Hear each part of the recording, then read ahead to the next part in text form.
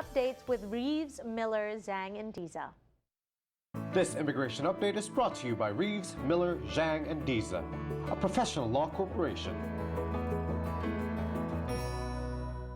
Attorney May Zhang is here with us mula sa Reeves, Miller, Zhang, and Diza. Hello, how are you? Good, how are you, G? How are you? Thank you for having me here. Thank you so much for coming back. Today, let's talk about the H-1B because a lot of our kababayans have been asking us these questions, and I know you specialize in immigration. So thank you so much for giving us information on this. So for our kababayans that don't know, what is an H-1B? H-1B is a working visa for specialty occupation.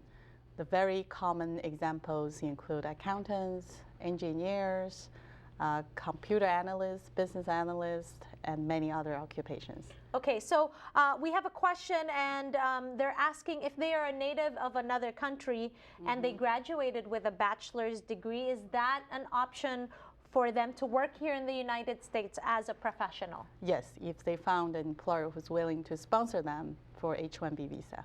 Okay, is a bachelor's degree the minimum qualification for the H-1B visa? Yes, an H-1B or equivalent. Okay, yes. So let's say that, you know, I know that there are other categories as well to be sponsored for a work visa or an H-1B. What if they don't have a degree? Will that... If they have sufficient working experience, we will find, usually we help our clients with outside expert to evaluate their working experience and educational credentials to decide whether they have an H-1B equivalent. I mean, bachelor degree equivalent. I see. The magic word. Okay, all right. H-1B. H-1B. Yes. Is there a difference with H-1B and is there H-2Bs? Yes, but those visas are not really common. I mean, it's for other type of workers. We don't do it that many. Okay, I see. Now the question is there a quota for H-1B workers, and how will this affect people, the beneficiaries of the work visa petition? Yes, there's the annual cap of $65,000 for bachelor degree holders, and then $20,000 for master degree holders. So if the cap is reached, you cannot apply until next year, next fiscal year. I see. Yeah. So it's important that you apply right away. Yes, the earliest day you may apply is April 1st. But if your visa gets approved, the petition gets approved, it only starts October 1st. I see. Yeah. Okay, now what kind of companies can petition someone for an H-1B? I would say all companies. Even the small ones? Yes. Of course, if the company is small or new, the USCIS requests more documents. Sometimes they would say you need to prove that you have a legitimate need for a professional worker. So with small companies, you would have to be prepared for more complete and thorough preparation for documentations. Okay, I understand.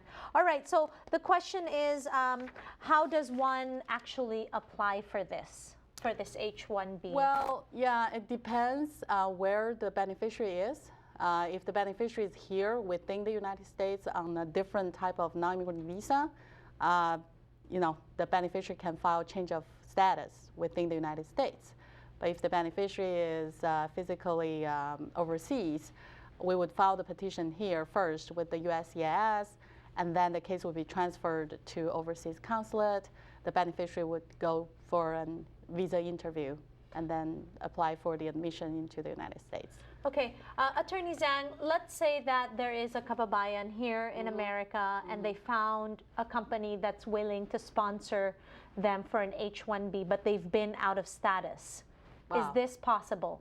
Yes, it depends. Okay. Okay. If the beneficiary has not been out of status for more than 180 days or 365 days, there's no entry bar. So we would advise our clients to go back home, to return to their home country to apply for a visa there.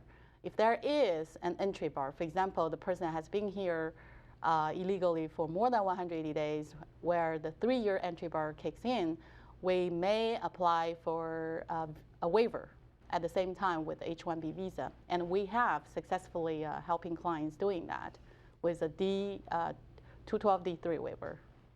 Can help with all this legal jargons. Right. Okay. So, yeah, that's it. You may get a waiver. Yes. Okay. So does their employment need to be full-time with a company? Can it be part-time?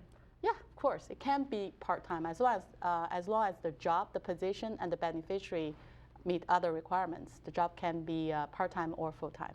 Okay, and then our next question, can an H-1B visa holder work for other companies other than the employer that petitioned them?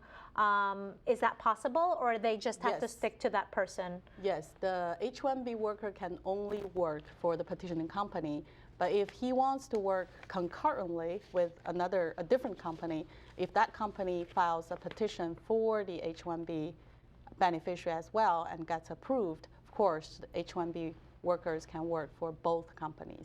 Okay, and what about wages? I heard the USCIS is strict when it comes to wage requirements for H-1B visa holders. Right, the underlying policy is that they don't want foreign workers to come here to undercut the American workers' wage, right? They don't want the employer to take advantage of foreign workers who are willing to accept lower wage in order to just be here within the United States.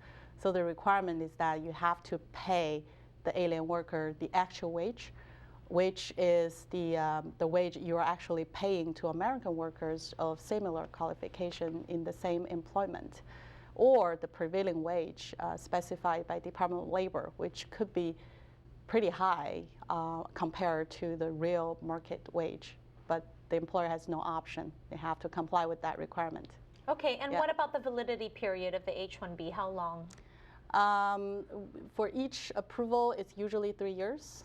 And but in certain cases where there's the state license requirement, and the only obstacle for the beneficiary to obtain the license is the lack of social security number, the USCIS may just approve for 1 year, and then you would have to file extension for once the 1 year comes up.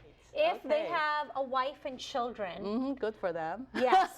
If they do, can they come with a petitioner who has the H-1B visa? Yes, there's H-4 visa for family members, spouse, current spouse, okay, and single children under 21 years old. But can they work under that visa waiver? For initial H-1Bs, no. For very limited circumstances, the spouse may apply for work authorization. Okay. All right. Can you please invite our Kababayans out there if they have any questions about the H-1B to get in touch with the law firm that you're with? Oh, yeah. If you have any immigration-related questions, you may just call 626-795-6777. We'll be there for you. Maraming salamat, Attorney Zhang, or thank you very much, as they say. And magbabalik kami here sa Kababayan Today.